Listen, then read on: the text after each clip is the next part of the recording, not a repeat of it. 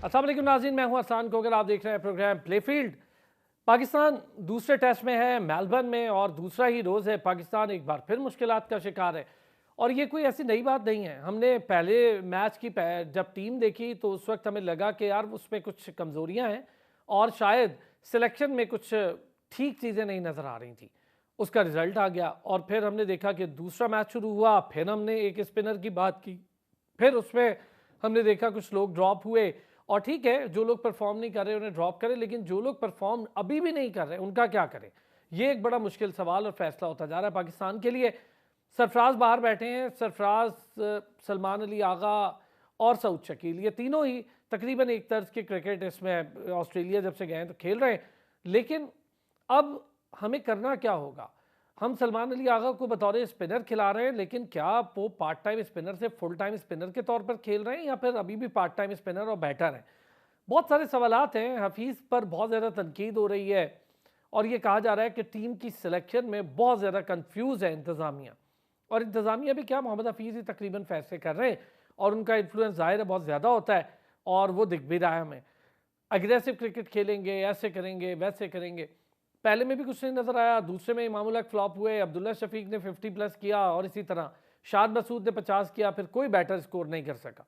Australia की तरफ से भी सेंचुरीज नहीं हुई, 50, 41, 60 यही स्कोर हुए और कैचेस हमने बड़े शानदार ड्रॉप किए और उन कैचेस का खमियाजा फिर 318 रन की सूरत में हमने भुगता। पाकिस्तान ने 194 पर 6 विकेटें अपनी गंवा दी हैं। बाबर आजम एक बार फिर फ्लॉप हुए हैं और ये 7वीं इनिंग है बाबर आजम की, जिसके अंदर बाबर आजम कोई भी बड़ा स्कोर करने से दूर है।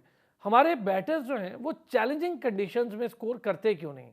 हमारे वो बॉलर्स जिन पर हम रिलाय करते हैं वो चैलेंजिंग कंडीशंस में पाकिस्तान की तरफ से मैच टर्न क्यों नहीं कर पा रहे?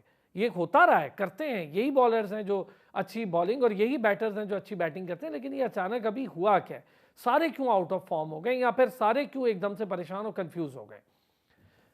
यासिर अरफात अच्छा नाम है और हम भी समझते थे कि उनको किसी न किसी तौर पर किसी न किसी लेवल पर कोचिंग देनी चाहिए। यासिर भी जब हमारे प्रोग्राम में आए, यासिर अरफात की बात कर रहा हूँ, तो उन्होंने बड़े वाज़ेह तौर पर बताया कि मैं भी जूनियर लेवल पर काम करना चाहता हूँ, ग्रास रूट लेवल पर काम करना चाहता हूँ। सीनियर्स के साथ तो काम करने वाले बहुत हैं और ऐसे बड़े कम क्रिकेटर्स हैं जो जूनियर लेवल पर काम करें। तो यासिर हमीद को हाई परफॉर्मेंस का कोच मुकर्रर किया गया, यासिर अरफात को हाई परफॉर्मेंस का कोच मुकर्रर किया गया, एक अच्छी मामला है। और Umar Gul is doing good job, लेकिन सईद अजमल को अभी तक अपनी जॉब का मौका नहीं मिल रहा ऑस्ट्रेलिया में। इन्हीं सारी चीज़ों पर करेंगे बात। साबिक टेस्ट क्रिकेटर, पाकिस्तान के बड़े अच्छे शानदार ओपनर रहे यासिर हमीद साहब ने हमें ज्वाइन किया। बहुत शुक्रिया यासिर भाई आपका। Senior sports journalist, anchor person, हमारे लिए उस्तादों की तरह नसीम राजपूत साहब हमारे साथ मौजूद हैं, एंकर पर्सन और स्पोर्ट्स जर्नलिस्ट हसनैन लियाकत भी हमारे साथ मौजूद हैं। बहुत शुक्रिया जी तमाम हजरात का। यासिर हमीद साहब, सर क्या हो रहा है वहाँ पर? हमारे ओपनर्स क्यों परेशान है? ख़ासतौर पे इमामुल हक का क्या इशू है? बाबर आजम का आपको क्या इशू लग रहा है? जी अस्सलाम वालेकुम। बहुत बहुत शुक्रिया Arsalan, thank you very much. देखिए कहाँ से शुरू करें? अगर आप बात करें, चले आपके क्वेश्चन से आ जाते हैं, क्या इशू है इमामुल हक का या बाबर आजम का? देखिए सबसे पहले तो ये कि अगर आप कंडीशंस को देखें ना, ये जो मेलबर्न की कंडीशन है जूसी एंड बाउंसी, ठीक है? तो जूसी और बाउंसी कंडीशंस में जिस तरह आपने भी कहा कि यार उनकी तरफ से 40, 60, 50 यही स्कोर हुआ है, कोई बड़ा स्कोर नहीं हुआ, ठीक है? बॉल काफी डेविएट कर रहा था। अगर हमारे बॉलर्स की बात करें सबसे पहले तो शाहीन शाह अफरीदी ने एक बहुत ही आला बॉलिंग की है, ठीक है? 25 से 30 ओवर्स का स्पेल किया है उसने, ठीक है? वो स्ट्रगल कर रहा है लेकिन ही नजर आ रहा है कि वो एफर्ट कर रहा है और हल्की हल्की अपनी पेस को गेन कर रहा है। मुझे जो सबसे ज्यादा जो एक चीज नजर आई है, बॉलिंग की बात करें पहले तो मीर हमजा की अगर आप फिगर्स देखें, 20 ओवर्स में 48 रन दिए उन्होंने और 2 खिलाड़ी आउट किए और सारे उन पर तनकीद कर रहे थे कि यार इसकी पेस नहीं, 125 पे कर रहा है, ये कर रहा है, वो कर रहा है। अहमद जमाल की बात करें तो अहमद जमाल शोल्डर से बॉल करते हैं, उनको विकेट्स मिलेंगे, he will be highest wicket taker for जी हाँ, पाकिस्तान इन आमिर दिस जमाल ने सीरीज। 3 विकेट्स ली, बड़ी अच्छी बॉलिंग कर रहा है, पेस से भी कर रहा है यासिर भाई। देखें आप शाहीन को अगर देखें ना, पहले टेस्ट मैच में वो अपनी रिस्ट को फ्लिक कर रहे थे सिर्फ, रिस्ट ऑफ फ्लिक कर रहे थे और रिस्ट ऑफ फ्लिक ऑस्ट्रेलिया में आपको शोल्डर लगाना पड़ता है, बिल्कुल जब सही। तक आप शोल्डर के साथ बॉल नहीं करेंगे, आप बैटर को हिला नहीं सकते। ठीक है, पाकिस्तान में फ्लिक ऑफ द रिस्ट चलता है क्योंकि बॉल स्टंप्स की तरफ जाता है। ऑस्ट्रेलिया में फ्लिक ऑफ द रिस्ट नहीं चलता क्योंकि जब फ्लिक ऑफ द रिस्ट करता है तो बॉल बल्ले पे आता है। खैर एनीवे, आमिर जमाल जो है वो शोल्डर से बॉल कर रहे हैं, लेकिन उनका हेड की पोजीशन है वो जो बड़ा अच्छा पॉइंट आउट किया था ईशा ने और वसीम भाई ने कमेंट्री के दौरान कि उनके जो हेड की पोजीशन है वो कवर्स की तरफ है। अगर वो सीधा होना शुरू होगी तो he will be more lethal और he will be integral feature for Pakistan test side along with Naseem Shah and Shaheen Shah Afridi. चले अब आते हैं ओपनर्स पे। ओपनर्स ने बहुत ही आला स्टार्ट दिया। ठीक है, आई थिंक मुझे थोड़ी सी डिस्ट्रैक्शन फील हो रही है आवाज में। क्या आपको भी मेरी आवाज सही आ रही है? जी, आपकी आवाज बिल्कुल ठीक आ रही है। अच्छा अच्छा जी। ओपनर्स की अगर आप बात करें तो अब्दुल्ला शफीक ने और शान मसूद ने आउटस्टैंडिंग इनिंग खेली है। ठीक है, जब मैं उठा, मैंने जब जैसे ही मेरी आंख खुली, मैंने जब देखा 124 फॉर 1 थे, लेकिन अचानक अब्दुल्ला ने जो है वो जो कैजुअल शॉट खेली ऑफ स्टंप के बाहर, और फिर उसके बाद शान ने जो शॉट खेली, उनको इस चीज का एहसास था कि वो जितना उन्होंने कंडीशंस को इजी बना लिया था, इन लोगों को फिनिश करना चाहिए था। बाज दफा आप एज ए बैटर ये फील नहीं करते कि जो बाहर बैठा हुआ है वो क्या फील कर रहा है। ठीक है, देखें ऑस्ट्रेलिया में जो भी पैड पहन के बाहर बैठा होगा, चाहे 300 पे एक आउट हो, उसको प्रेशर होगा। स्पेशली जो हमारे पाकिस्तानी बैटर हैं यार, के बाउंस होगा, ये होगा, वो होगा। तो एक तो ये चीज है कि जो बंदा सेट होता है तो वो पूरा जाता है। ठीक है, यहाँ पे फर्क होता है एक ऑर्डिनरी और ग्रेट प्लेयर में। जो ग्रेट प्लेयर है वो अपना जो है इंटेंट जो है वो भेज रहा होता है अंदर भी। ठीक है, ड्रेसिंग रूम की तरफ भी। खैर एनीवे, शान की वो शॉट मेरे ख्याल से और अब्दुल्ला की शॉट, उसके बाद आप देख लें 170 फॉर 6 हो गया। अब रिजवान की बात अगर करें आप, ठीक है, रिजवान अब प्री पिच पे मौजूद है और ये उनके लिए टेलर मेड सिचुएशन है कि वो इस सिचुएशन को जो है वो ग्रैब करें, क्योंकि इस वक्त टीम लगी हुई है नीचे। ठीक है, और डैमेज कंट्रोल में है और वो ऐसे प्लेयर हैं कि वो अंदर फाइट कर सकते हैं। He is pro active, he is intelligent cricketer. तो मेरे ख्याल से एक यही चांस है कि पाकिस्तान ये अगर लंबा 50 करते हैं या 100 कर जाते हैं तो पाकिस्तान लीड के करीब आ सकते हैं, लीड को फिनिश कर सकता है। अच्छा यासिर भाई, ये जो स्पिनर ना खिलाने का फैसला है, ये कैसा फैसला है? स्पिनर खिला ही नहीं रहे, दूसरा टेस्ट है, साजिद को वहां ले गए हैं, पता नहीं क्यों ले गए, लेकिन ना खिलाने का फैसला कैसा है?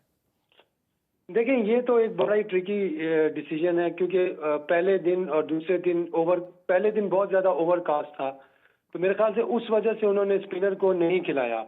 लेकिन उसका इतना ज्यादा शायद साजिद 5 आउट कर देते, हो भी सकता है कि वो 5 आउट कर सकते हैं, क्योंकि उन्होंने पहले भी किया हुआ है। बट मेरे ख्याल से उनकी जो रिप्लेसमेंट मीर हमजा ने खेली है, तो उन्होंने उनके शूज फील किए और बहुत अच्छी तरह किए हैं, क्योंकि 20 ओवर में 48 रन देना ये बहुत अच्छी इकॉनमी है ऑस्ट्रेलिया के अगेंस्ट, और फिर साथ में 2 विकेट्स भी लिए हैं। तो मेरे ख्याल से चले वो तो हो गया ना, वो कवर हो गया वो। लेकिन सिडनी में उसकी बहुत जरूरत पड़ेगी, सिडनी की जो कंडीशंस हैं। लेकिन वो एक ही टेस्ट मैच के लिए आएंगे, तो आई डोंट नो उनका कॉन्फिडेंस लेवल कैसा होगा। और यहाँ पे खेल सकते थे साजिद, यहाँ पे खेल सकते थे, लेकिन वो बस थोड़ी सी कंडीशंस की वजह से मेरे ख्याल से उनको थोड़ा सा। और सरफराज अहमद और रिजवान को एक साथ ना खिलाना कोई इसका टैबू है यासिर भाई? क्या प्रॉब्लम है कि सरफराज और रिजवान एक साथ नहीं खेल सकते? 3-4 इनिंग अगर सरफराज की अच्छी नहीं लगी तो वो तो सऊद शकील, सलमान अली आगा की भी नहीं लगी। देखिए, सरफराज का जो बड़ा क्यूरियस केस है, he has been hard done in the past, इसमें कोई शक नहीं है। वो चैंपियन ट्रॉफी जीते, वो T20 में नंबर 1 लेके गए टीम को, फाइटर क्रिकेटर हैं, अच्छे कप्तान थे, सारा कुछ था। लेकिन एक टाइम में उनकी जो बैटिंग की रिलायबिलिटी खत्म हो गई थी, वो खुद अपना नंबर उन्होंने नीचे किया। हालांकि फैंस चाह रहे थे कि वो स्टेप अप हों, ठीक है, क्रिकेट फ्रेटर्निटी चाह रही थी वो स्टेप अप हो, वो चीज़ उनके अगेंस्ट चली गई, उसकी वजह से उनकी टीम से जगह भी गई और कप्तानी भी गई। मीनवाइल रिजवान ने जब अपॉर्चुनिटी को ग्रैब किया है, तो रिजवान अब मोस्ट रेलिवेंट क्रिकेटर है इंटरनेशनल लेवल पे। ठीक है, आप उसे डिस्कार्ड नहीं कर सकते या बाहर नहीं बिठा सकते, क्योंकि आपका सारा कमेंट्री बॉक्स भी बात कर रहा था पहले टेस्ट में कि why Rizwan is not playing. उनके बेन स्टोक ने इस पे ट्वीट की है, कि केविन पीटरसन ने की है, कितने प्लेयर्स ने की, राजेंद्र ने ट्वीट किया कि मतलब समझ से बाहर है उसको बाहर बिठाना, क्योंकि ही इज रेलिवेंट और वो कॉन्टेम्प्रेरी क्रिकेटर है, वो आजकल का क्रिकेटर है, मॉडर्न डे क्रिकेटर है, तो उसको तो बाहर बिठाने की तुक नहीं बनती। लेकिन सरफराज को एज ए बैटर खिलाना, किसकी जगह खिलाएंगे आप मुझे बताएं? सऊद शकील, सलमान अली आगा भी तो वैसा ही खेल रहे हैं यासिर भाई। सलमान अली आगा परफॉर्म नहीं कर रहा पिछले 4 टेस्ट की इनिंग्स अगर आप उठा के देखें। सर देखें, सऊद शकील की पहली इनिंग है जिसमें वो 21 रन से कम पे आउट हुआ है, ठीक है, तो आपने इतना मार्जिन ऑफ वो देना होता है। ये क्रिकेट है, इसमें फेलियर भी ड्यू होता है, ठीक है। हाँ, सलमान अली आगा को ये एडवांटेज है, वो साथ में बॉल कर लेता है, ऑफ स्पिन करता है। ऑफ स्पिन आज उसने 3 4 5 ओवर किए हैं, तो उसमें वो जो जो बैटर्स का रिदम ब्रेक होता है इससे, अगर एक स्पिनर आके जगह पे बॉल करे तो बैटर्स खेलने वाले वो थोड़ा सा रिलैक्स मोड में चले जाते हैं, तो उसके बाद जब फास्ट बॉलर आते हैं तो वो विकेट्स लेते हैं। तो स्पिनर का होना तो बहुत जरूरी है टेस्ट मैच में। और सऊद की जहाँ तक आप बात करें तो Saud is one for the future मेरी नज़र में, लेकिन यहाँ पे उसको थोड़ा सा डिलीवर करना पड़ेगा, एक आध 2 इनिंग्स खेलनी पड़ेगी। Australia is not easy place, I am telling you. मैं भी यहाँ पे खेला हूँ तो यहाँ का जो बाउंस है, स्पेशली मेलबर्न का बाउंस, हम जिन बाउंस पे खेलने के आदी हैं, ये वहाँ का बाउंस टोटली डिफरेंट है। हाँ, सिडनी का जो बाउंस है वो थोड़ा सा रेलिवेंट है हम लोगों की कंडीशन से, लेकिन पर्थ और मेलबर्न वे बाउंसी ट्रैक्स हैं। मुझे सबसे, मैं समझता हूँ कि जो मैच का टर्निंग पॉइंट अगर हुआ पाकिस्तान के फेवर से, अगर पाकिस्तान हारता है ये मैच, तो that would be the wickets of Shan Masood और अब्दुल्ला शफीक। वो दोनों 100 करके और लीड पे भी लेके जा सकते थे। पाकिस्तान बहुत ही स्ट्रांग पोजीशन में चला जाता है इस टेस्ट मैच में। नसीम भाई अग्री करते हैं? अब इस वक्त जो पाकिस्तान की सिचुएशन है उसमें वो स्ट्रांग पोजीशन में जा सकता था, थोड़ा सा अब्दुल्ला शफीक और शान मसूद जल्दी कर गए। नसीम भाई, मेरी आवाज आ रही है आपको? जी, आपको मेरी आवाज आ रही है? जी बिल्कुल आ रही है नसीम भाई। सबसे पहले तो यासिर भाई को, असनैन भाई को सलाम। एक चीज मैं ये जानना चाहता था अभी यासिर भाई से, कि यासिर भाई ने स्टार्ट में बात कही कि ये पिच बाउंसी और जूसी है, तो जरा बाउंसी तो समझ में आई, जूसी कैसी है? ये कैसी जूसी पिच है कि जिसपे ना कोई ऑस्ट्रेलिया वाला खड़ा हो पा रहे, सबको एक डिफिकल्टी हुई है। तो जरा यासिर भाई ये तो बताइए कैसा जूस है इस पिच के अंदर? बैट्समैनों को तो मिल ही नहीं रहा। यासिर भाई आवाज आ रही है? जी आ रही है बिल्कुल। नसीम भाई नसीम भाई कैसे हैं आप? ठीक ठाक हैं? अल्लाह का शुक्र यासिर भाई, आप खैरियत से? यासिर भाई जूसी समझ में नहीं आया मुझे। देखिए जूसी तो वो हो ना कि एंजॉय कर रहे हो बैटर्स। यहाँ तो शॉन मार्श को देखें, वो सेट होने के बाद जिस तरीके से आउट हुए, जो भी ऑस्ट्रेलिया के बैटर हैं।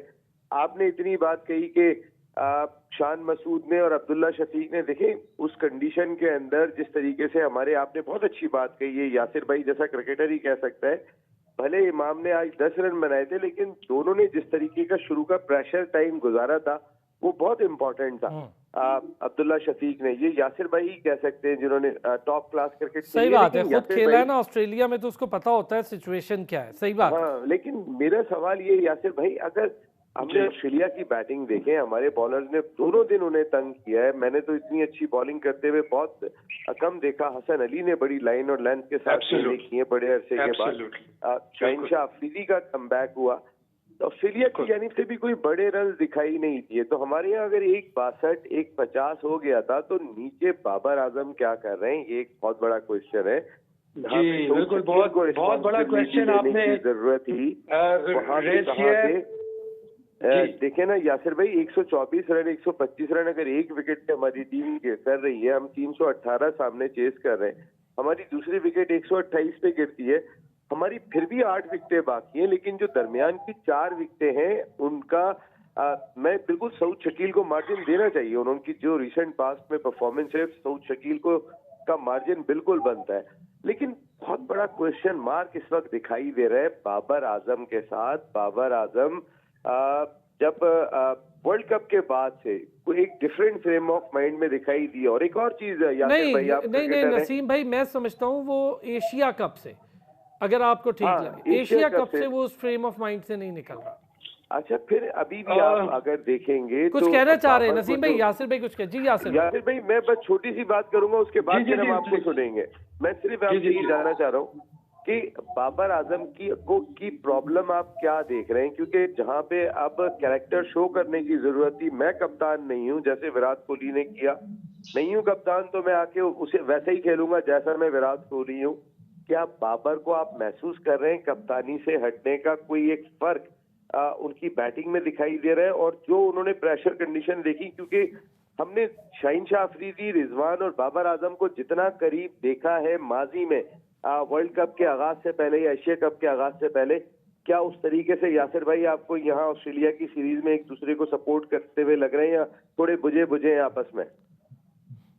देखिए, वो तो मैं नहीं समझता, एक नेचुरल चीज होती है। लेकिन आपने जो बाबर आजम की बात की है, मुझे जो समझ आ रही है बाबर आजम की इस वक्त के, देखिए बाबर आजम हो या जो भी हो, ऑस्ट्रेलिया का एक रूल है, वैसे भी एक रूल है कि बाबर आजम की जो क्लास है उसमें तो किसी को कोई शक ही नहीं है कि मतलब वो बड़े क्लासिकल प्लेयर हैं, उन्होंने परफॉर्मेंसेस की, एवरीथिंग इज देयर। बट आपने जब आप थोड़ा सा जब आउट ऑफ फॉर्म होते हो, या आप जब उस पहले वाली फॉर्म में नहीं होते, जब आप कप्तान थे, एक डिफरेंट माइंडसेट से आप अंदर आते थे। अब आप एक एज ए प्लेयर आए हो और आपने अपना पॉइंट प्रूव करना है, तो आपने अपने you have to gather your act. ठीक है, आपने अपने आप को गैदर करना है। और आपने देखिए आज भी वो उन्होंने लाइन मिस की है, वो आउट स्विंग खेले हैं। हालांकि जब भी नया बैट्समैन जाता है अंदर नंबर 3 और नंबर 4 तक, और कमिंस जैसा बॉलर लगाओ, तो आपने हर बॉल खेलना है इन स्विंग। ठीक है, यहाँ से अब उनका जो देखें, उनका माइंडसेट किस तरह चेंज होगा जब वो अपनी बेसिक्स पे आएंगे दोबारा। ठीक है, Babar Azam is a flowing cricketer, no doubt about it. लेकिन अगर आप विराट कोहली के करियर को उठा के देखें, हम कंपैरिजन करेंगे ना विराट से बाबर का तो कंपैरिजन इस वक्त अगर बनता है तो रियलिस्टिकली विराट से ही बनता है, या फिर आप किसी ऐसे प्लेयर से ही करेंगे। तो विराट की कुछ इनिंग्स ऐसी हैं जिसमें उन्होंने 100 बॉलों पे 20 रन किए हैं।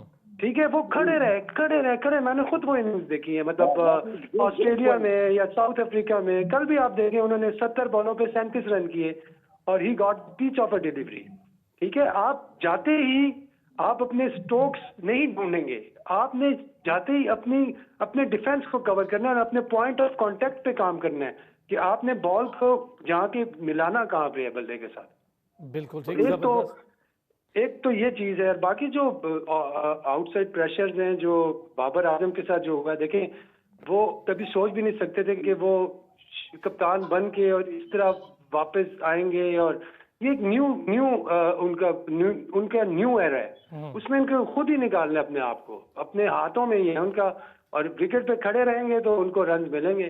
और सबसे मेन चीज यही है कि आपने विकेट पे खड़े रहना, फाइट करनी है उसमें।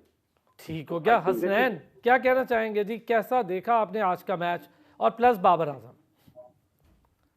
देखिए, सबसे पहले आपको भी सलाम, यासिर भाई को भी सलाम और नसीम भाई को भी सलाम। देखिए, जहां तक बाबर आजम का ताल्लुक है ना, अभी यासिर भाई ने एक बात की कि हम उनका कंपैरिजन करते हैं विराट कोहली के साथ। मैं समझता हूँ कि ये बड़ा अनफेयर हो जाएगा। हमने बहुत सारे लोगों का इससे पहले विराट कोहली के साथ कंपैरिजन किया, लेकिन हमने देखा कि उसके बाद वो पैदल पे फेल भी होते रहे। और बाबर आजम और विराट कोहली का कंपैरिजन इस वजह से भी नहीं बनता कि विराट कोहली के ऊपर जब बैड पैच आया, वो तकरीबन ओडीआई में 40+ सेंचुरीज लगा चुके थे, टेस्ट पे वो 25+ सेंचुरीज लगा चुके थे, और वो बैड पैच उनका बहुत ज्यादा चला, लेकिन उसके बाद वो वापस फॉर्म में भी आ गए। बाबर आजम की अभी तक ओडीआई में 19 सेंचुरीज हैं, टेस्ट में लगभग आई थिंक 9 सेंचुरीज है, और आखिरी दफा जो उन्होंने सेंचुरी लगाई थी, वो दिसंबर 26 को कराची में लगाई थी। और आज 27 दिसंबर है, तकरीबन 1 साल हो गया 9 इनिंग्स में बाबर आजम ना 50 लगा सके, ना ही सेंचुरी लगा सके। मुझे रीजन जो लगती है वो ये है कि बाबर आजम पहले तो जो वीकर अपोजिशन है उनके खिलाफ बहुत ज्यादा उन्होंने क्रिकेट खेली। अपनी जो पीक का टाइम था वो नीदरलैंड, जिम्बाब्वे और वेस्ट इंडीज की कमजोर टीम, साउथ अफ्रीका की कमजोर टीम के खिलाफ खेलते रहे। और सेकेंडली जब वो अच्छी अपोजिशन के खिलाफ आए अच्छी पिचेस पे, तो उनकी जो कमजोरी थी बहुत ज्यादा वाजे होना स्टार्ट हुई। आप देखें पूरे वर्ल्ड कप पे उनको स्पिन से ट्रैप किया गया, और एक ही जगह पे ट्रैप किया गया, जहां पे अफगानिस्तान ने उनको ट्रैप किया वहीं पे आके ऑस्ट्रेलिया ने भी ट्रैप किया। तो उनकी जो वीकनेसेस हैं, अब वहां पे बाबर आजम को काम करना होगा। एक जमाने में कोहली कॉट बियॉन्ड हो जाते थे, उसके बाद उन्होंने उसके ऊपर काम किया। तो बाबर आजम को भी रेस्ट की जरूरत है, थोड़ा सा पीछे बैठे। जिस तरह हमने फखर जमान को 3-4 मैचेस बाहर बैठाया था, उसके बाद वो आए तो न्यूजीलैंड के खिलाफ उन्होंने कोराम मचा दिया था। इसी तरह बाबर आजम को भी 3-4 मैचेस आप बाहर बैठाएं और उनको थोड़ा सा टाइम दें, उनको सोचने का मौका दें कि वो कहाँ पे गलती कर रहे हैं। और जब वो सोचेंगे तो यकीनी तौर पर, जिस तरह यासिर भाई ने बात की कि जिस क्लास के वो प्लेयर हैं, वो जरूर कमबैक करने की सलाहियत रखते हैं। लेकिन ये अब बाबर आजम को करना पड़ेगा, ये मैं और आप नहीं कर सकते। और अगर इसी तरह उनकी फेलियर्स की तादाद बढ़ती रही तो वो दुनिया में एक बहुत बड़ा जो नाम बना हुआ है, एक मुकाम बना हुआ है, उसमें भी कमी जरूर आएगी। हसन, हाँ, आपने बड़ी सही बात की। अगर फेलियर्स की तादाद बढ़े तो बाबर आजम का अब एक टहका है, जिसे हम आम फहम ज़बान में कहते हैं, और बाबर आजम का एक बड़ा नाम है। हमारे लिए भी ये बड़ा चैलेंजिंग टाइम आ जाएगा कि बाबर आजम जैसा प्लेयर जिसको लोग आइडियलाइज कर रहे हैं दुनिया भर में, पाकिस्तान में नहीं दुनिया भर में, भारत में फ़ैन फॉलोइंग आपने देख ली जिस तरह से बाबर आजम की है, ऑस्ट्रेलिया में है, दुनिया भर में। तो ये बात आपकी ठीक है कि कमज़ोरियों पर काबू पाना चाहिए। कमज़ोरियों पर काबू पाने के लिए जो बाहर बैठा माइंडसेट है, जो इंतज़ामिया है, क्या उसको ये चीज़ें नज़र नहीं आ रही? वो डिस्कस नहीं कर सकता कि यार एक दो चीज़ें हैं, उस पर थोड़ा सा वर्कआउट करें? देखिए, अनफॉर्चुनेटली इस बात की तो गवाही यासिर भाई देंगे और आपको नसीम भाई भी बताएंगे कि हमारे जो प्लेयर्स जो जिनमें स्टारडम होता है ना, मैंने उमर गुल से भी ये बात सुनी थी और एक बड़े प्लेयर के हवाले से उन्होंने ये बात की थी। तो जब उनको सिखाने की कोशिश की जाती है, जब उनको एक्स्ट्रा प्रैक्टिस की कोशिश की जाती है, तो वो प्रैक्टिस नहीं करते, वो अपने एक शेल में रहते हैं। और जब वो टीम से बाहर होते हैं उसके बाद तो वो सबकी सुनना चाहते हैं, लेकिन जब तक वो टीम में होते हैं ना, वो अपनी सुनना पसंद करते हैं, अपनी सुनाना पसंद करते हैं। और यही चीजें हमारे स्टार प्लेयर्स के साथ होती हैं। और अभी जितने भी हमारे स्टार प्लेयर्स हैं, वो इसी वजह से भी थोड़ा सा एक उनके बैकलैश चल रहा है माइंड में कि अभी अगर लेट्स सपोज उनसे परफॉर्मेंसेज नहीं होती, तो फिर न्यूजीलैंड की अगर बात की जाए तो न्यूजीलैंड की सीरीज में जो मैनेजमेंट चाहेगी वो उनको करना पड़ेगा। अगर अभी 1-2 सेंचुरीज बाबर की जानिब से, रिजवान की जानिब से नहीं आती, तो फिर मैं समझता हूँ कि ओपनिंग स्लॉट भी T20 वाली चली जाएगी। तो ये सारी चीजें उनको जेहन से निकालनी पड़ेगी और फर्स्ट ऑफ ऑल फोकस करना होगा अपनी गेम पे। और जो अपनी वीकनेसेस हैं, आजकल तो 10-10 एंगल से आपके कैमरास लगे होते हैं, 10-10 आपके पास एनालिस्ट मौजूद होते हैं, उनके पास बैठ के ये सारी चीजें दुरुस्त हो सकती है। बाबर आजम अभी तक मुझे 1 साल में आउट ऑफ फॉर्म नहीं लगे। आज उनको बहुत ही अर्ली आउट हो गया, लेकिन इससे पहले जब भी आए उन्होंने खूबसूरत कवर ड्राइव्स खेली, खूबसूरत ऑन साइड पे शॉट्स खेली, लेकिन मीनवाइल चीपली अपनी विकेट गंवाई। तो बाबर आजम को ये चीजें सोचनी होगी कि आउट ऑफ फॉर्म इसी तरह बंदा होता है, जब पैदल पे फेलियर होते हैं, आप अपनी फॉर्म के साथ इंसाफ नहीं करते तो फिर आउट ऑफ फॉर्म भी हो जाते हैं। यासिर भाई, अगर मैं आपसे पूछूं कि जिस तरह कनेक्ट हो रहा है बाबर आजम बॉल के साथ, तो इसका मतलब है आउट ऑफ फॉर्म नहीं है, थोड़ा सा फैसला गलत कर रहा है या मेरिट पर गलत चॉइस कर रहा है बॉल और बैट के? देखिए, एक वर्ड होता है टॉक्सिक पॉजिटिविटी। ठीक है, वो ऐसी स्टेट होती है बैटर की कि जहाँ पे वो समझता है कि यार मैं सारी चीजें सही कर रहा हूँ और पहले की तरह मैं कर सकता हूँ। ठीक है, होती पॉजिटिविटी है लेकिन वो टॉक्सिक होती है। तो वो आपको क्या करती है कि आपको फेलियर्स पे मजबूर करती है। मतलब फेलियर्स पे फेलियर्स खुद ही आते हैं। ठीक है, अब बाबर आजम को अपनी एक्सीलेंस पे काम करना होगा। जिस तरह हसनैन ने बात की अभी, बड़ी जबरदस्त इन्होंने सम अप किया सारी चीजों को कि जब आप फॉर्म में नहीं होते, टीम में होते, उस वक्त मेहनत नहीं करते। ठीक है, ये मेरे साथ भी हुई है ये चीज। This is very true and बहुत बड़ी हकीकत है। ठीक है, ये प्रैग्मेटिक बात इन्होंने की है कि जब हम टीम में होते हैं तो अपने एक सोच और शल में होते हैं कि यार नहीं, आई विल डू इट। लेकिन जब थोड़ा सा बाहर होते हैं तो उस वक्त हम सारी चीजें ढूंढ रहे होते हैं। वो भी अच्छी बात है, लेकिन हमने तो खैर बाहर जाके भी मेहनत नहीं की। तो खैर अब इनके पास ये बाबर का जो स्ट्रेचर है या बाबर का जो क्लास है, खुद देखें, अपने आप को सोचना पड़ेगा। थोड़ा सा इंटेलेक्चुअल वे ऑफ माइंड से अपने आप को, चीजों को समझे। थोड़ा सा वो कहते हैं ना, स्टडी करे। ठीक है, अपने आप को स्टडी करे कि यार मैं क्या गलती कर रहा हूँ। मेरा नहीं ख्याल कि कोई इतनी बड़ी बात है जितना वो टेक्निकली इक्विप्ड है। सिर्फ ऑस्ट्रेलिया से अभी अगर ये कहीं और चला जाए तो ही बी बैक इन फॉर्म। लेकिन ऑस्ट्रेलिया एक ऐसी जगह है कि जहाँ पे जब रन होते हैं तो प्लेयर की जो क्लास है उस पर एक स्टैंप लग जाता है। जिस तरह हमारे यूनुस भाई ने वहाँ पे 2-3 सेंचुरियां गाड़ी हुई हैं, यूसुफ ने की हुई हैं, क्या कहते हैं, अजहर अली ने डबल सेंचुरी की हुई है। लेकिन अजहर अली की डबल सेंचुरी जो थी वो कितनी फाइटिंग थी। अगर आप उसे देखें तो अजहर अली ने तो बैटिंग विकेट पे कितनी फाइट करता था। ये उनकी जो उनका जो कहते हैं ना कि इनका मेन चीज थी उनकी बैटिंग में कि वो फाइट करते थे। तो बाबर आजम के पास बहुत टाइम है, इनको इतना मुश्किल नहीं होती, इनके पास शॉट्स अच्छे हैं, बैटिंग विकेट्स पे तो वो सारी चीजें हो जाती है, लेकिन जहाँ पे थोड़ा सा आपको फाइट करना पड़ता है तो वहां पे मेरे ख्याल से फिर ये स्ट्रगल करेंगे। तो इनको अपने अंदर एक फाइटिंग एबिलिटी को दोबारा इनहेंस करना पड़ेगा, कुछ उस चीज को ये करें कि यार विकेट पे मैंने रहना है, तो विकेट पे रहना ही जरूरी है। अगर आप विकेट पे नहीं रहेंगे तो आप ग्रेट से ग्रेटेस्ट नहीं बन सकते। इसी तरह फ्लुएंटली खेल के you can not and up like greatest player. ठीक है, आप ग्रेट प्लेयर है, अभी भी है, लेकिन ग्रेटेस्ट प्लेयर बनने के लिए आपको उस जोन में आना पड़ेगा जो जिसमें आपने अपने आप के साथ लड़ना है, अपने जिम का अपना ऐसा स्केड्यूल बनाना है कि जो इतने स्मार्ट और उसका मेथड ऐसा हो कि जो आपकी बैटिंग पे पॉजिटिव इफेक्ट करे। ठीक है, फिर मैं विराट कोहली की बात करूंगा क्योंकि वो एक बेंचमार्क होना चाहिए। इसमें कोई शक नहीं।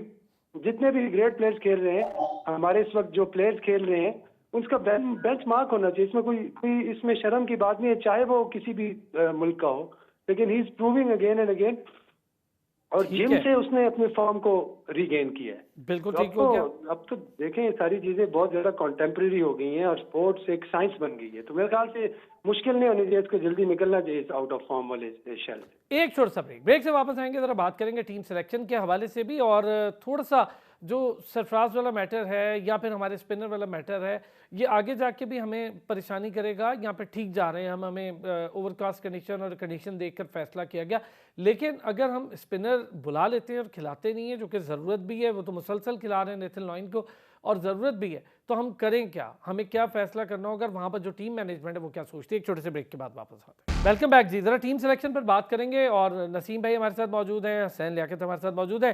हुसैन, टीम सिलेक्शन कैसी देखी आपने? फिर मैं ज़रा नसीम भाई को ओवरऑल व्यू भी इस पर लेता हूँ। टीम सिलेक्शन के मसाइल भी चल रहे हैं और तनकीद भी बहुत हो रही है हफीज़ पर।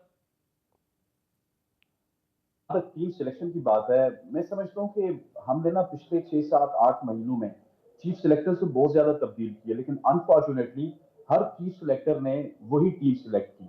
आप बाबर आजम को कप्तान रखें या ना रखें, आपने शान मसूद को वही टीम दी। इससे पहले बाबर आजम को आपने एशिया कप में वही टीम दी, वर्ल्ड कप में वही टीम दी। इससे पहले तो ये इल्जाम लगाया जाता था ना कि आपके जो 3 प्लेयर्स हैं, बाबर आजम, रिजवान और शाहीन शाह आफरीदी, वो टीम सिलेक्ट करते हैं। अब तो वो कदगन भी नहीं है, अब बाबर आजम कप्तान नहीं है, रिजवान की इतनी चलती नहीं है, शाहीन शाह आफरीदी T20 तक महदूद है, तो अब आप टीम क्यों नहीं बना रहे? मेरे हिसाब से शायद नसीब है इसमें और भी ज्यादा ऐड करें कि हम एक शल में चल रहे हैं आखिरी जो 2-3 साल हो गए, और उस शल से हम बाहर नहीं निकल रहे।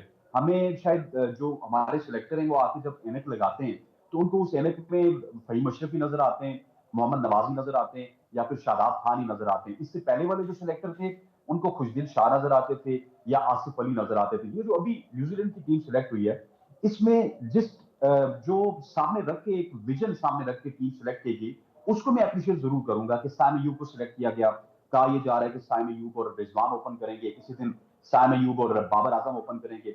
इसी तरह छठे नंबर पे आपने आजम खान को मिला कर रख लिया, और जब आजम खान टीम में खेलेंगे तो रिजवान कीपिंग करेंगे, आजम खान कीपिंग करेंगे, जब आजम खान नहीं खेलेंगे तो रिजवान कीपिंग करेंगे। इस तरह की आपको टीम बनाने के लिए ये एफर्ट्स करनी होंगी। हमें अपने बैकअप को ज्यादा जो है यूटिलाइज करना होगा। आप इंडिया पे पिछले 2 साल तनकीद करते रहे, लेकिन इंडिया पिछले 2 साल में अपनी 3 टीम्स बना गया, और उन 3 टीम्स में से जो बेस्ट टीम होती है वो किसी भी T20 के वर्ल्ड कप में, एशिया कप में, या फिर आप देख लीजिए अभी आने वाला जो वर्ल्ड कप होगा T20 का, उसमें वो टीम निकाल लेंगे। तो हमारे यहाँ भी थोड़ा सा आउट ऑफ द बॉक्स जाके काम करना होगा।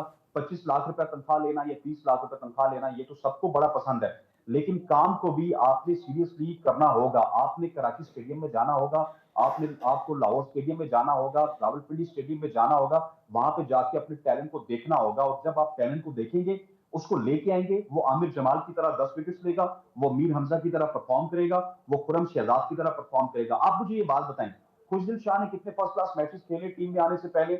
आसिफ अली ने कितने फर्स्ट क्लास मैचेस खेले टीम में आने से पहले? फहीम अशरफ की क्या फर्स्ट क्लास की परफॉर्मेंसेस थी? इसी तरह मोहम्मद नवाज की क्या फर्स्ट क्लास की परफॉर्मेंस थी? ये सारे लोगों को आपने PSL की बुनियाद पे पहले T20 में लाया, फिर उसके बाद ODI में लाया, और उसके बाद टेस्ट क्रिकेट में लाया।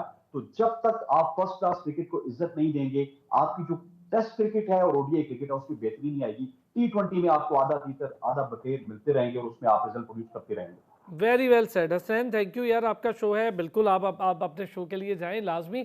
अब हम जरा नसीम भाई से, और रियाजुद्दीन भाई ने भी हमें ज्वाइन कर लिया है, सीनियर स्पोर्ट्स जर्नलिस्ट है। नसीम भाई से इस पर ज़रूर बात करूंगा क्योंकि नसीम भाई ने जितनी मेरा ख्याल है क्रिकेट और दीगर स्पोर्ट्स को कवर किया है, वो बड़ा एक अलग एक्सपीरियंस होता है जब आप ग्राउंड पर हों और कवर कर रहे हों और फिर आपको टीम मैनेजमेंट से डायरेक्ट खबरें भी मिल रही हों, उनसे बात भी कर रहे हों, तो तब आपको पता चलता है कि माइंडसेट है क्या टीम मैनेजमेंट का। मोहम्मद हफीज़ को बहुत कवर किया नसीम भाई ने, इंटरव्यूज़ बहुत किए हैं मोहम्मद हफीज़ के। मैं ज़रा नसीम भाई से इस पर जानना चाहूँगा। नसीम भाई, एक लंबा एरा है आपका माशाल्लाह, मतलब कोई ऐसा क्रिकेटर, कोई ऐसा स्पोर्ट्समैन नहीं होगा जिसके साथ आपने इंटरव्यूज़ के कई कई सेशन ना किए हों। लेकिन मोहम्मद हफीज़ किस माइंडसेट के बंदे, मुझे लगता है कि बड़े मोहम्मद हफीज़ डोमिनेटिंग भी हैं, बात को समझते भी हैं, चीज़ों को बेहतर देखते हैं, लेकिन जब टीम सिलेक्शन की बात आ रही है, जो बात वो टीवी पे करते थे उससे बड़ी बरअक्स दिखाई दे रही है, ऐसा क्यों? अरसान भाई देखें, अभी हफीज पे हम बाद में आते हैं, पहले ना हमें इस टीम को जेल करना होगा। आप इसको लेके चलने के अंदाज जो है वो थोड़े से मुख्तलिफ होंगे। कुछ वो जो एक टीम वर्क हम पहले थोड़ा सा पहले देख रहे थे, वो टीम वर्क हमें मिस होता हुआ दिखाई दिया है। उस टीम वर्क को वापस लाने की कोशिश करनी होगी इन्हें। उसमें मैं राशिद लतीफ साहब का एक स्टेटमेंट देख रहा था, बड़ा अच्छा था। उन्होंने कहा कि एक वक्त ऐसा था जब बड़ा कंपटीशन था, मैं और मोइन खान थे, तो मैंने कहा कि एक मोइन को जो है वो कम से कम 2 मैच जरूर मिलने चाहिए, और मोइन खान को वो दूसरा मैच मिला था। तो कहने लगी कि ये ज्यादा बेहतर होगा, या रिजवान कहते कि सरफराज को जो है वो ये वाला मैच खिलाया जाए। ये इस हम आंगी के लिए देखें, हम आंगी की बहुत जरूरत दिखाई दे रही है, और कुछ प्लेयर्स को अपने फैसले करने होंगे। बाबर आजम की क्लास, बाबर आजम की अब तक की परफॉर्मेंस जितनी जबरदस्त है, बाबर आजम का बेहतर फ्रेम ऑफ माइंड में होना पाकिस्तान के, चाहे हफीज हो, चाहे वहाब रियाज हो, चाहे कोई भी हो, ये बहुत इंपॉर्टेंट है, क्योंकि वो एक रोल मॉडल है प्लेयर इस वक्त पाकिस्तान का। आपने बड़ी अच्छी बात कही थी कि वो आइकॉन ऐसा है कि जिसको लोग फॉलो करते हैं। इस वक्त हमारे यहाँ पे क्रिकेट में आप अगर डोमेस्टिक क्रिकेट जाके देखें अरसलान, तो आप सर पकड़ लेंगे किस लेवल की क्रिकेट हो रही है। आप अगर हम चाहे अपनी फर्स्ट क्लास क्रिकेट को देख लें, हमें हर शोबे में इम्प्रूवमेंट की जरूरत है, और खासकर टीम के खिलाड़ियों को अपने बारे में फैसला करने की जरूरत दिखाई देती है जब हफीज को सपोर्ट होगी और हफीज कोई फैसले कर सकेंगे। मैं एग्जांपल देता हूं बाबर आजम की। आप अगर उठा के देखें ग्लेन मैक्सवेल, बैन स्टोक्स, ये वो प्लेयर थे कि जो इन्होंने खुद जो है वो खेल से किनारा कशी इख्तियार की, और ये कह के इख्तियार की कि वो बेहतर फ्रेम ऑफ माइंड में नहीं है, इसलिए आराम लेके आएंगे। उनको अपनी क्लास का पता था, उनके मुल्क को उनकी क्लास का पता था। बाबर आजम को इस वक्त अपने आप को रीग्रुप करने की जरूरत है, ना कि अपने कॉन्फिडेंस लेवल को और शैटर्ड करता चला जाए। बाबर को चाहिए फौरी तौर पे, देखें अफगानिस्तान से जब वर्ल्ड कप का मैच हुआ था, उसकी प्रेस कॉन्फ्रेंस में आपने देखा होगा बाबर आजम को कि अगर उनके कंधे पे आकर हाथ रख दें जब हम अफगानिस्तान से मैच आ रहे थे, तो शायद वो रो देंगे। जी बिल्कुल। वो कह रहे थे कि ग्राउंड में खिलाड़ी जो है वो अगर मुझे मुतहरिक दिखाई नहीं दे रहे, वो जान मारते हुए दिखाई नहीं दे रहे, तो मैं क्या करूंगा। ये अल्फाज कप्तान अगर ड्यूरिंग वर्ल्ड कप मैचेस के दौरान कहे तो आप समझ जाए वो किस फ्रेम ऑफ माइंड में। अब आगे जाना है न्यूजीलैंड, वो टीम में जरूर है। बाबर आजम, आप यहाँ पर जो है वो अगर आप नहीं जाते हैं, आप आराम कर लेते हैं, क्योंकि आप जरा देखें तो सही ना, जो आपकी कॉम्बिनेशन बना के दिया उसमें 6 ओपनर्स हैं, एक ओपनर नहीं है, 6 ओपनर टीम के अंदर शामिल किए गए। मिडिल ऑर्डर एक इफ्तिखार दिखाई देते, 6 ओपनर है, साहबजादा फरहान तो वो ओपनर है। अब आप जो है वो ज्यादा बेहतर होगा कि बाबर की अपने ऊपर एतमाद होना चाहिए, और अपने एतमाद को बहाल करने के लिए मेरी अपनी जाती राय में उन्हें थोड़ा सा रेस्ट ले लेना चाहिए खेल से। आप समझते हैं नसीम भाई कि थोड़ा सा रेस्ट करना चाहिए बाबर को? मेरे ख्याल में बाबर को खुद लेना चाहिए। बाबर को अगर अल्लाह ना करे कोई ऐसा वक्त आ जाए कि बाबर को आपको आराम कराना पड़े, कि भाई यार ड्रॉप करना पड़ जाए उनसे, रिसेंट पास्ट में आप उनकी परफॉर्मेंस तो देखें, मुसलसल खराब से खराब होती चली जा रही है। बाबर खुद गैप लें कि मैं अपने आप को रीग्रुप करूंगा, और वो ये न्यूजीलैंड की सीरीज छोड़ के अब फोकस करें पीएसएल के ऊपर, कि मैंने आके वहां पे अपने आप को दोबारा रीग्रुप करना है। मैं लीडर हूंगा टीम का, मेरे पास हर कमांड होगी, मैं अपने अंदाज से अब इस दौरान में अपने कॉन्फिडेंस को बहाल करें। मेरे ख्याल में बाबर आजम को न्यूजीलैंड की सीरीज से आराम ले लेना ज्यादा बेहतर होगा। कि आप 6 ओपनर किस किस को देखें, फखर जमान और साइम अयूब का हक बनता है। नसीम भाई, ये बात आपने सही कही है, इतने सारे ओपनर्स हैं, इनका हम करेंगे क्या और कहाँ एडजस्ट करें? मैं आपसे नसीम भाई इस पर थोड़ी सी डिटेल बात करूंगा। ये जो ओपनर वाला सिलसिला है, हमारे यहाँ सिलेक्शन कभी एक ज़माना था जब ओपनर्स का काल था तो हम मिडल ऑर्डर्स को उठा उठा के ओपनर की तरफ लाते थे। अब ओपनर्स इतने ज़्यादा हैं कि उनको धकेल के मिडल ऑर्डर पे देखे जा रहे हैं। 3 विकेट कीपर 6 ओपनर्स, ये कौन सा कॉम्बिनेशन है? आपको रिजवान और बाबर को आराम देते, आप चेक करते जो 2 यंग आजम को आपने भेजा, आपने हसीबुल्लाह को भेजा, आप इनको तो चेक करते हैं ना कि भाई ये इस टफ और मुश्किल कंडीशन में कैसा परफॉर्म करते हैं। हमारे यहाँ तो वही है ना कि अब हफीज आ गए, वहाब रियाज आ गए, तो फिर वही खिलाड़ी, वही सर्कल, वही घूमे चला जा रहा है। आपने अभी बड़ी अच्छी बात कही थी कि आपने देखा ना मीर हमजा ने आके बॉलिंग की ना, खुर्रम शहजाद ने आके बॉलिंग करके दिखाई ना। आप अपने नए टैलेंट को, आमिर जमाल बॉलिंग कर रहे हैं ना, आप मौका तो देंगे ना, मौका देंगे तो वहां तो अगर नसीम शाह फिट होते हैं, शाहीन शाह अफरीदी फिट होते तो ये मौका भी ना मिलता, तो मौका ही नहीं मिलता है। वो तो कोई मैच नहीं छोड़ते, वो मैच नहीं छोड़ते हैं जिसकी वजह से हमें अभी बेंच चेक करने का मौका ही नहीं मिलता। एग्जैक्टली ये नसीम भाई अब आए आप सही जगह। मैं यही बात आपसे करूं, रियाज भाई ने भी ज्वाइन किया। रियाज भाई, टीम सिलेक्शन पर बड़ी तनकीद, स्पिनर के बगैर खेले चले जा रहे हैं, समझ में नहीं आ रहा। बैटिंग में हम कोई इक्का दुक्का परफॉर्मेंसेज हैं और कलेक्टिव बैटिंग एफर्ट नहीं है। जैसे आज ऑस्ट्रेलिया ने भी आप देखें, किसी ने 25, किसी ने 41, किसी ने 30 इस तरह करके किया तो उनका 300 प्लस हुआ। जी बिस्मिल्लाहिर्रहमानिर्रहीम, बहुत शुक्रिया सलाम और नसीम भाई को और आपके दूसरे साथी जो यहाँ पे मौजूद हैं। देखिए हम यकीनन काफ़ी अच्छे से बात कर रहे हैं कि हमारे ओपनिंग में मसाइल हैं, मिडिल ऑर्डर बैटिंग मसाइल हैं, हमारे बॉलर्स उस तरह का परफॉर्म नहीं कर पा रहे हैं जिस तरह से इंटरनेशनल क्रिकेट में परफॉर्म करना चाहिए। लगता है ऐसा है कि हमारे बॉलर भी सिर्फ 4 ओवर के बॉलर थे और वो उससे बाहर नहीं निकल पा रहे। मैं ये समझती हूँ कि हमारी लॉन्ग टर्म प्लानिंग जो है वो मुझे लगता है कि उसमें कोई लैक है, या अगर हम कोई शॉर्ट टर्म प्लानिंग बना रहे हैं तो उसको हम सही तरह से हमें ग्राउंड में एग्जीक्यूट होती हुई नजर नहीं आ रही है। और हम जितने भी डिसीजन लेते हैं अफसान आप देखें कि हम जो है टॉप ओवर पे चलते हैं, अगर ये सूरज जो है उसको हम आगे ले जाते हैं, बाकी सारी चीजें जो प्लानिंग कैसा है वो पीछे पहुंचते हैं। और यही वजह से हमको जो बैकअप मिलना चाहिए अपने खिलाड़ियों का वो नहीं मिल पाता। अभी जैसे कि नसीम भाई बात कर रहे थे कि ओपनिंग का मसला है, बाबर आजम जो है वो ड्रायर है, उनके साथ मोबाइल वो कंटिन्यू नहीं कर पा रहे हैं। तो मैं ये समझता हूँ कि हमें बड़े दिल के साथ जो हमारे दूसरे मतलब हर शूटे में बैकअप है उसको हमें मतलब आजमाना चाहिए, उसको भी कॉन्फिडेंस देना चाहिए। जब तक आप उसको आगे लेके नहीं आएंगे, थोड़ा सा रिस्क नहीं लेंगे, रिस्क लेके आप उसको चांस नहीं देंगे, तो कहते हैं ना कि नो रिस्क नो विन। तो जब तक आप रिस्क नहीं लेंगे, बोल्ड डिसीजन नहीं लेंगे, उस वक्त तक जो है आप अच्छी परफॉर्मेंस नहीं दे सकेंगे। मैं ये समझता हूँ कि हम अभी तक गोल दायरे में बाहर नहीं निकल, हमें कोई क्रिएशन मतलब करनी चाहिए, इनोवेशन करनी चाहिए और हमें वेरिएशन करनी चाहिए। अगर हम दायरे में बन रहेंगे तो हम इसी तरह की बातें करते रहेंगे, हमें कोई रिजल्ट जो है वो नहीं मिल सकेगा।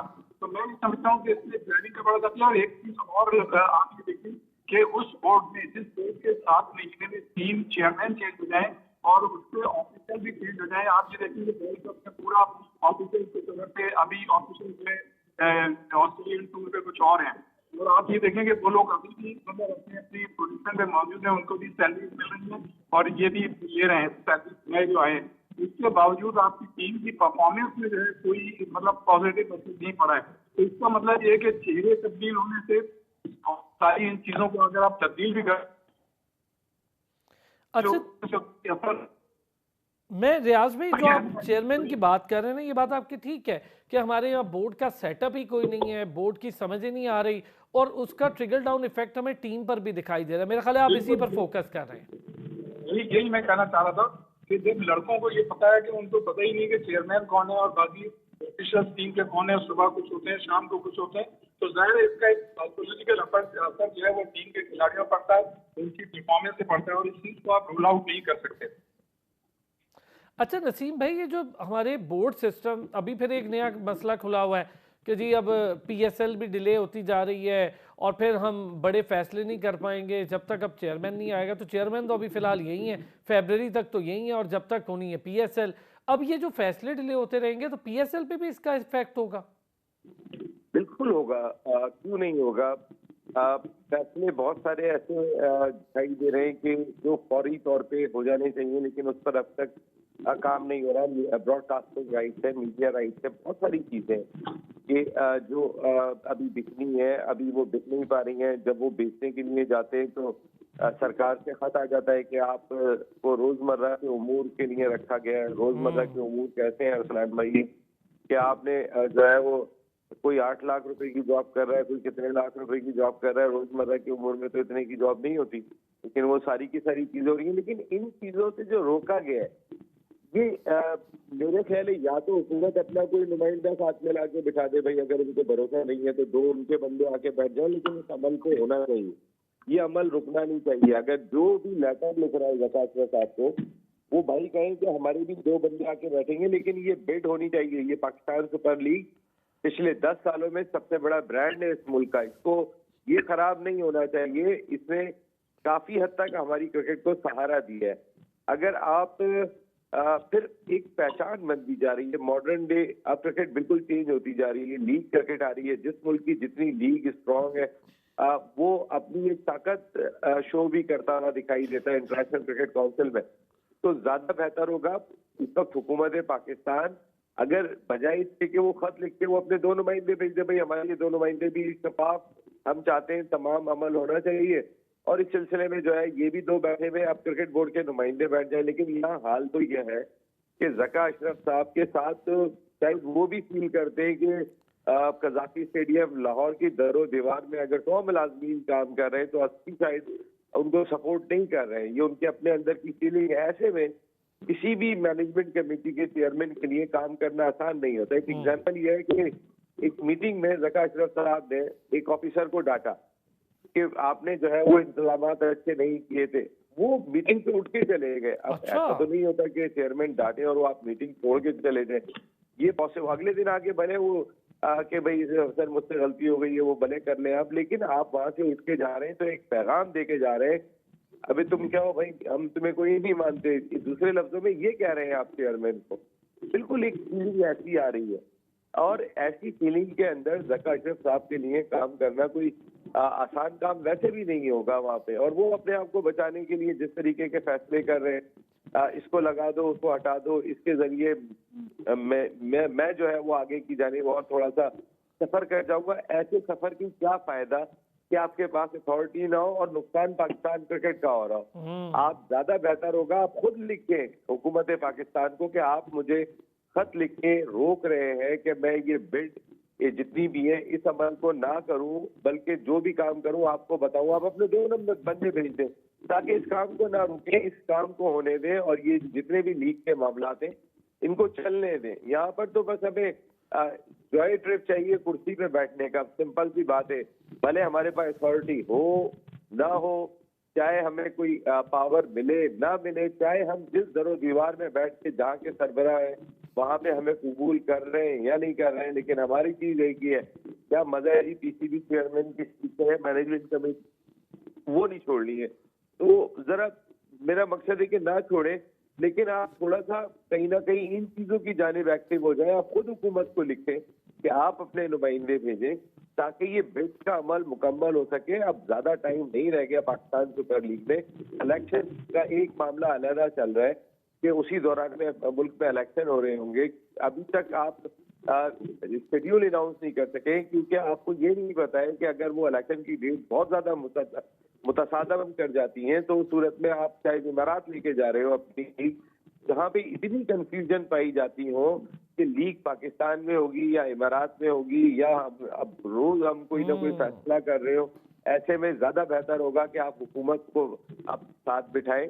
और देखिए जिस वक्त आपको लगाया गया था उस वक्त शहबाज शरीफ साहब वजीर आजम पाकिस्तान थे, और वो दौर ऐसा था कि कोalition गवर्नमेंट थी पीपल्स पार्टी और मुस्लिम लीग नून की। अब वो सूरत हाल नहीं है, अब ये निगरां सेटअप है। निगरां सेटअप अगर बार बार आपको रोक रहा है तो फिर ज्यादा बेहतर यही होगा कि आप अपनी प्रेस्टीज को बरकरार रखते हुए कहें या तो आप मुझे काम करने दें, आपके लोग आके मेरे साथ ताउन करें, मैं उनके साथ बैठ के काम करूं, या फिर मुझे जाने दें।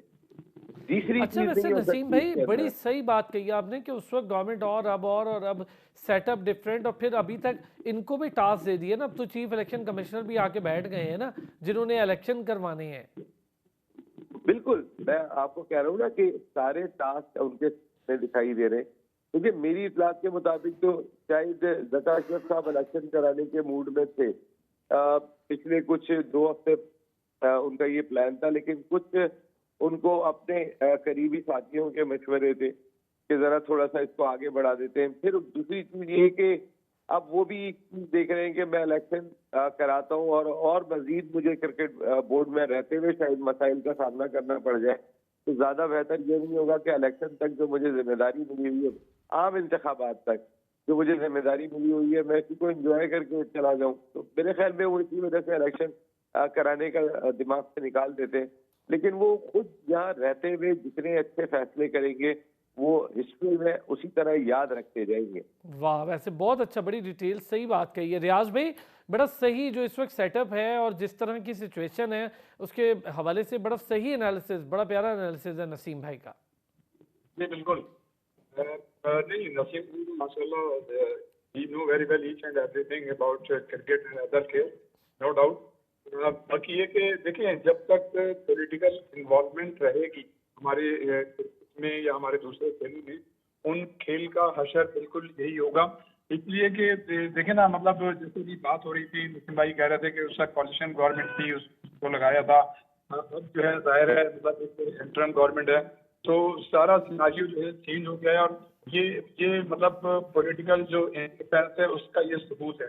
होना ये चाहिए कि जो भी मतलब क्रिकेट बोर्ड का सरबराह हो वो इस तरह का हो कि वो उसका पॉलिटिकल किसी भी उससे ताल्लुक ना हो। बहुत इंपॉर्टेंट सिलसिला है बात का, यहाँ पे लेते हैं एक ब्रेक।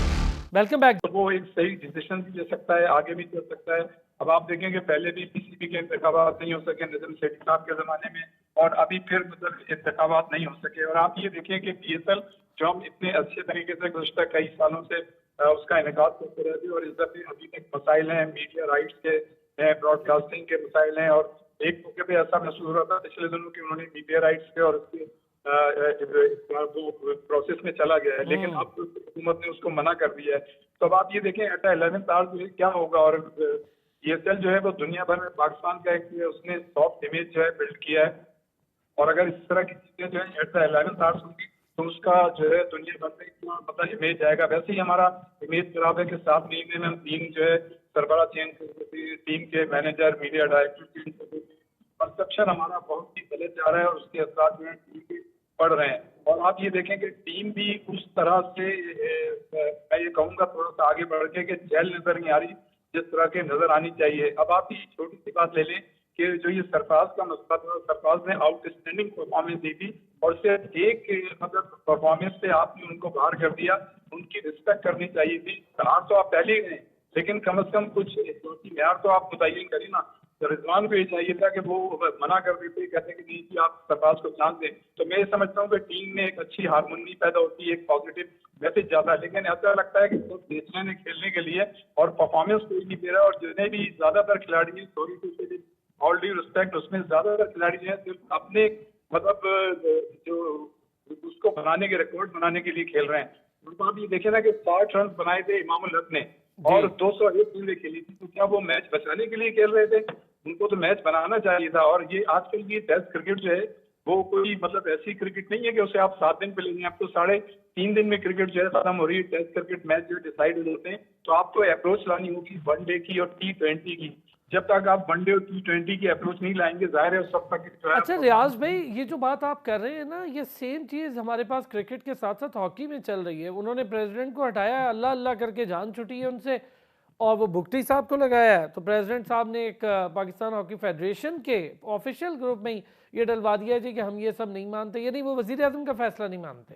तो जनाब ये मामला भी जो आपने हॉकी फेडरेशन की बात की है वो भुगटी साहब के हवाले से भी अब जो है उसमें जा रहा है अदालत में। तो कहने का मतलब ये कि हमारा जो तैयार है वो इंतहाई मतलब हम बस्ती की तरफ जा रहे हैं और कोई किसी को बर्दाश्त नहीं कर रहा है। और जो अब एक मतलब अदालत में जाने का उनका ख्याल है ये करने के ये जो है मतलब जो इनकी जुरिस्डिक्शन है भुगटी साहब की उससे ही आगे खेल रहे हैं। इनको इंतखाबात कराने चाहिए और अभी जो है वही डे टू डे अफेयर्स हैं उनको देखना चाहिए। तो ये मसाइल हर जगह है। ये हमारे माशरे की जो इखलाकी अफ्तार जो है क्लब्स करती जा रही है उसका ये रिफ्लेक्शन है। और कोई भी शोबा बाहर नहीं है, हॉकी हो, क्रिकेट हो, फुटबॉल हो। फुटबॉल की हालत आपने पहले डिस्कस की थी, बहुत अच्छा प्रोग्राम किया था आपने। तो ये अच्छे मसाइल नहीं कि पॉलिटिकल इन्वॉल्वमेंट खत्म नहीं होगी, हमें कैटेगोरिकली लाइन जो है वो ड्रॉ करनी होगी कि लाइन के इधर क्या होना चाहिए और लाइन के इधर क्या होना चाहिए। जब तक हम इसका फैसला नहीं करेंगे इस तरह के मसाइल चलते रहेंगे और मुझे नहीं लगता कि ये खत्म हो, इसलिए कि आप भी इन्वॉल्व हैं स्पोर्ट्स में, हम भी 25-30 साल से इन्वॉल्व हैं और इसी तरह की मतलब बातें होती रहती, मतलब कोई असर नहीं है।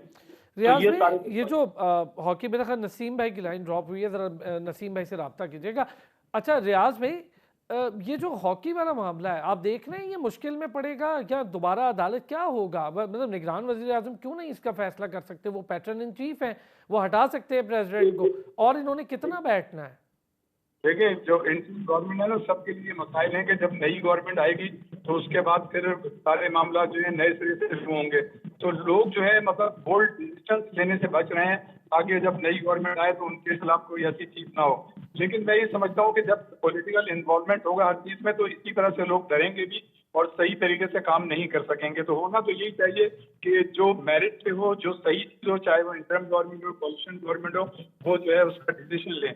लेकिन अगर इस तरह से नहीं होगा तो ये सारी चीजें चलती रहेंगी। और आपने सही पॉइंट आउट किया कि हॉकी में जो है यकीनन मैं तो समझता हूँ कि ये कोई भी इस बात को समझ नहीं पा रहा है और अब जो दूसरा ग्रुप है वो इसको अदालत में लेके जाना चाह रहा है। कल ही मैं पढ़ रहा था किसी अखबार में या किसी जगह, तो उसमें मतलब ये था कि सईद अंजुम जो है उन्होंने, जो साबिक ओलंपियन है, उनकी बड़ी रिजर्वेशन है, उन्होंने मतलब ये कि सिलसिले में कहा भी है और हो सकता है इस चीज को अदालत में लेके जाए। तो मैं ये समझता हूँ कि ये चीज जो है वो चलती रहेगी और इसका कोई हल नहीं होगा जब तक आपकी एक मजबूत मतलब गवर्नमेंट नहीं आएगी, वो कोई सही डिसीजन नहीं लेगी, उस वक्त तक ये चीजें चलती रहेंगी। लेकिन सिलसिला ये है कि अगर मजबूत गवर्नमेंट भी आती है तो वो भी मतलब अपने लोगों को जो है वहाँ पे तैनात करती है। अगर वहाँ पे मतलब कोई अच्छी मजबूत गवर्नमेंट है और वो अपने दौर में कोई मेरिट पे मतलब फैसले करे तो मैं समझता हूँ कि इस तरह की चीजें जो है सामने ना आए। अच्छा तो नसीम भाई से भी मैं, रियाज भाई चूंकि बात तो क्रिकेट की है लेकिन खेल पाकिस्तान का और कौमी खेल है। नसीम भाई, अभी रिसेंटली हुआ ये है कि जो हॉकी के हमारे प्रेसिडेंट बैठे हैं सजाद खोखर साहब, उनको हटाया गया। भुगटी साहब को निगरान वजीर आजम ने लगाया, उन्होंने हटने से ही इनकार कर दिया।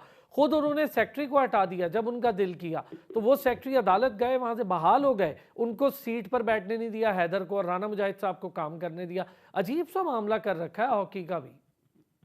देखिए, पाकिस्तान स्पोर्ट्स का जो सही मायनों में नुकसान हुआ था कि जब दो पैरेलल एसोसिएशंस बनी थी, पाकिस्तान ओलंपिक एसोसिएशन की, और वहां से सिलसिला शुरू हुआ था का कोर्ट में जाने का, केसेस कोर्ट में जाना शुरू हुए।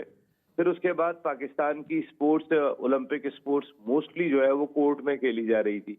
हर एसोसिएशन की हर खेल की दो दो एसोसिएशन बनी हुई थी। एक जनरल साई साहब थे, एक जनरल आरिफ हसन साहब थे।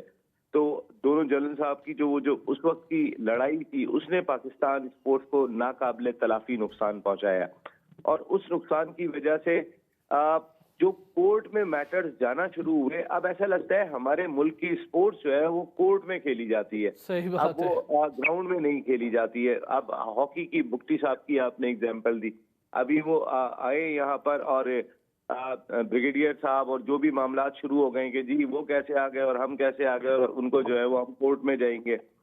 जका अशरफ साहब जो है वो, उनके ऊपर इतने केसेस हैं, जब से कोर्ट खेल रहे हैं। मैनेजमेंट कमेटी का चार्ज संभाला है, सुबह कोर्ट जाते हैं, दोपहर को दफ्तर आते हैं। तो कहने का मकसद है कहाँ से चलाएंगे ये लोग क्रिकेट। वो कई मरतबा इस चीज को कह भी चुके कि मैं इतने सारे केसेस हैं, पहले मैं जाके वो देखता हूँ, देखने के बाद आता हूँ तो काम को देखता हूँ, और उसके बाद ये नहीं पता है कि अगले दिन उनके ऊपर एक और केस, कोई पिटीशन दाखिल करने के लिए चला जाएगा। सही बात है नसीम भाई, हम लोग कोर्ट ही लगता है खेलते रहेंगे और यही हमारी स्पोर्ट्स का बेड़ा गर्क होना शुरू हो गया, और अब तो क्रिकेट का भी। Thank you so much Naseem Rajput sahab, senior sports journalist anchor person, senior sports journalist Riazuddin sahab और Hasnain Liaquat sports journalist anchor person हमारे साथ मौजूद थे। बहुत शुक्रिया। कल फिर होती है आपसे मुलाकात, अपना ख्याल रखें।